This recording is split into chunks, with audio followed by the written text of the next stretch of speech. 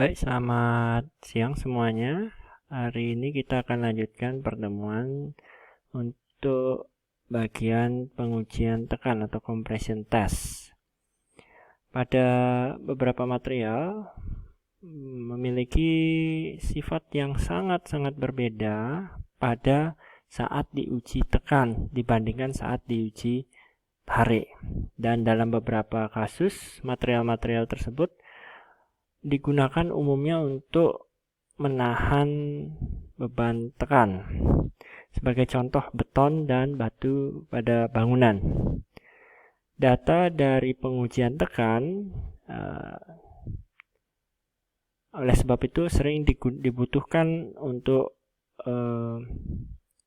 penerapan-penerapan tertentu. Pada saat pengujian tekan memiliki kesamaan dengan pengujian tarik. Cara melaksanakan pengujian, menganalisis, dan menginterpretasikan hasilnya hampir sama dengan pengujian tekan. Nah, pada kesempatan ini kita akan membahas sedikit dan membandingkan apa yang ada pada pengujian tekan pada suatu material dengan apa yang pernah kita bahas terkait dengan pengujian tarik. Untuk pengujian tekan sendiri secara sederhana itu dapat dilihat pada gambar 4.2.2 di mana secara penempatan hampir sama dengan uji tarik, hanya perbedaannya adalah pada beban, arah pembebanannya. Ya, di sini dikatakan perbedaannya adalah arah dari pembebanannya. Umumnya pada pengujian tekan, bentuk spesimennya berbentuk silinder, dan sekali lagi ini sangat penting untuk uji tekan. Begitupun pada uji tarik, spesimen tersebut memiliki rasio atau perbandingan antara panjang spesimen dengan diameter. Untuk uji tekan itu bervariasi antara 1 sampai 3. Nanti kita bahas lebih lanjut untuk material ulet berapa dan untuk material getas berapa. Namun, terkadang nilai rasio L dibanding D atau panjang dibanding diameter itu kadang di atas 10. Umumnya perbandingan rasio ini digunakan untuk menentukan secara akurat nilai modulus elastis pada pengujian tekan. Selain berbentuk silinder, spesimen berbentuk lingkaran dan juga atau persegi panjang, penampang persegi panjang itu juga digunakan. Penentuan panjang spesimen itu merepresentasikan suatu acuan ukuran dari spesimen uji tekan. Jadi penentuan awal dari spesimen, panjang spesimen itu sangatlah penting, dan kaitannya dengan diameter itu akan mempengaruhi nilai diameternya sesuai dengan rasio yang ada. Buckling atau kegagalan buckling atau bahasa Indonesia mungkin menekuk itu dapat terjadi ketika perbandingan panjang dibandingkan dengan diameter itu relatif sangat besar. Dan jika buckling terjadi, maka pengukuran karakteristik dari uji tarik itu tidak ada gunanya. Ya, artinya sia-sia. Buckling dapat dipengaruhi oleh ketidaksempurnaan yang terjadi dalam suatu geometri atau bentuk dari spesimen uji dan kesejajarannya dengan mesin uji tekan. Sebagai contoh, masing-masing ujung dari spesimen dapat hampir paralel dengan mesin uji tekan, namun tidak sempurna. Hal tersebut dapat mengakibatkan fenomena buckling terjadi. Sebaliknya, jika perbandingan antara panjang dan diameter kecil pada spesimen uji tekan, maka hasil pengujian itu akan dipengaruhi oleh detail kondisi pada ujung-ujung spesimen tersebut. Umumnya, spesimen saat ditekan mengalami peningkatan diameter akibat seperti kita ingat Poisson effect. Tetapi akibat peningkatan diameter gesekan menghambat pergerakan pada bagian ujung spesimen, menghasilkan deformasi pada deformasi berbentuk barel. Barel itu pada bagian ujung-ujung spesimen yang terdapat pada mesin. Lalu kita lanjutkan. Nah, hal tersebut dapat diminimalisir dengan memberikan pelumasan pada bagian ujung-ujung spesimen. Dalam suatu material yang mampu atau dalam material atau suatu material yang mampu menahan deformasi yang cukup besar pada saat pengujian tekan, pemilihan rasio L dan D yang kecil itu akan menghasilkan situasi di mana karakteristik dari spesimen didominasi akibat pengaruh dari ujung-ujung spesimen. Ya. Jadi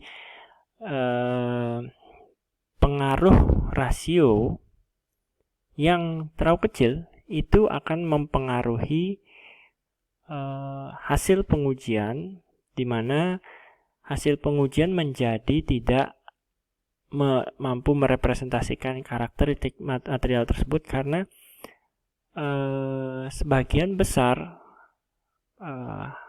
dipengaruhi oleh bagian ujung-ujung spesimen tersebut. Ya.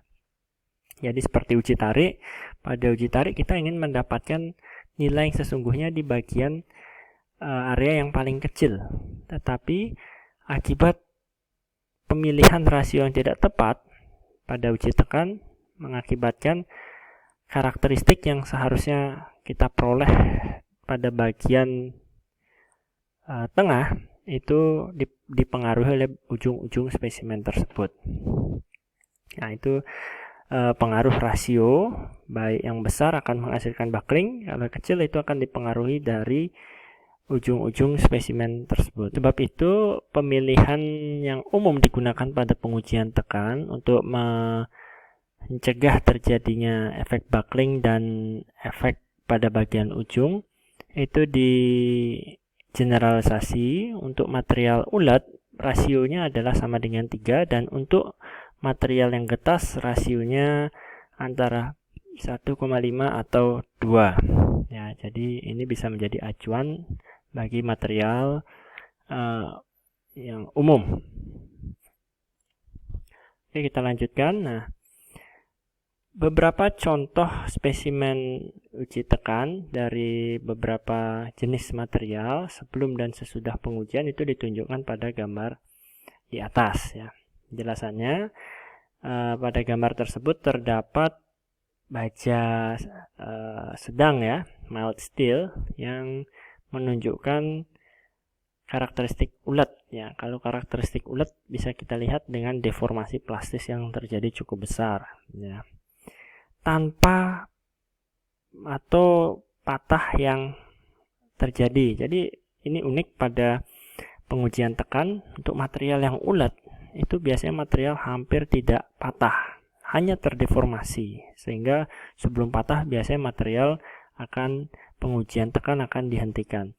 Sedangkan untuk material yang getas, contohnya adalah besi cor kelabu dan beton, itu bersifat getas, dan aluminium atau paduan aluminium itu terdeformasi, tapi kemudian patah. Patah pada uji tekan itu biasanya berbentuk bidang miring atau kerucut, ya, seperti kita lihat di sini. Ini untuk mild steel tadi, ya, tidak terlihat patah, hanya terdeformasi. Sedangkan ini untuk besi cor kelabu dan ini untuk paduan aluminium, ya, terlihat patah. Oke, kita lanjutkan. Sifat-sifat material dalam pengujian tekan. Nah, pada awal kurva tegangan-regangan uji tekan, ya, jadi uji tekan pun yang kita peroleh adalah kurva tegangan-regangan. itu umumnya hampir memiliki kesamaan dengan karakteristik kurva tegangan-regangan pada uji tarik di awal. Ya, sehingga sifat-sifat material seperti modulus elastisitas, proporsional limit, dan tegangan luluh itu dapat ditentukan seperti pada pengujian tarik. Nah, untuk kekuatan material pada uji tarik itu sangat berbeda secara kualitatif dengan uji tarik. Penurunan beban sebelum patah pada uji tarik itu terkait dengan fenomena necking, di mana pada saat necking beban mengalami penurunan akibat luas permukaan yang semakin kecil. Nah, hal ini tidak terjadi pada pengujian tekan. Hal sebaliknya terjadi pada pengujian tekan, di mana pada saat pembebanan material tentunya tidak mengalami necking, tetapi luas permukaan yang dari uji tekan yang semakin besar menyebabkan kurva tegangan-regangan meningkat secara cepat dan menunjukkan suatu nilai maksimum. Sebagai akibat dari peningkatan tersebut, tidak ada nilai maksimum sebelum patah. Ya. Jadi kekuatan material itu sama dengan kekuatan patah pada pengujian tekan. Untuk material getas dan ulet yang sedang akan patah pada saat uji tekan. Tetapi untuk logam-logam yang ulet, polimer, itu tidak patah. Spesimen terdeformasi hingga menjadi bentuk yang sangat tipis, sehingga pada saat terjadi fenomena tersebut pengujian harus dihentikan. Ya. Jadi untuk material yang ulet, logam ulet, dan polimer itu ketika diuji tekan kita tidak bisa meneruskan hingga patah. Kemungkinan material tersebut akan terdeformasi sangat besar, dan saat itu pengujian harus dilakukan karena batas kekuatan material tersebut telah terlewati. Jadi itu perbedaan antara uji tekan dan uji tarik.